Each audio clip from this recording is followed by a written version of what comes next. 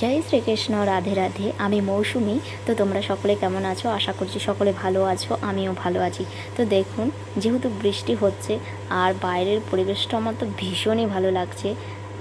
তো আমি হয়েছিলামও বৃষ্টির সময়, যদিও বা বলে জন্ম মৃত্যু বিবাহ এক মানে একই রকম থাকে, কিন্তু সত্যি কথা বলতে আমার যখন বিয়ে হয়েছিল তখন হালকা হালকা বৃষ্টি হয়েছিল, বেশি বৃষ্টি হয়নি আমার বিয়েতে।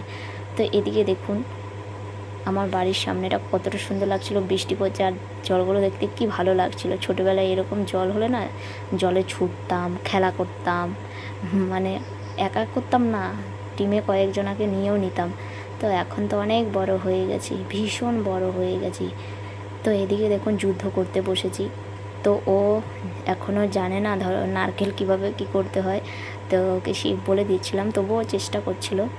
তো আমি এদিকে দেখুন মানে আদা চাচার যন্ত্রটা দিয়ে মানে চেঁচে নিচ্ছিলাম, কেন আমিও পারি না।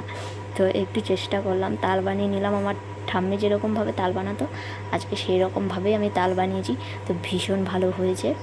তো এদিকে দেখুন তাল, মাছ, অনেক কিছু রান্না হয়েছে, তো দেখতে পাচ্ছেন আপনারা।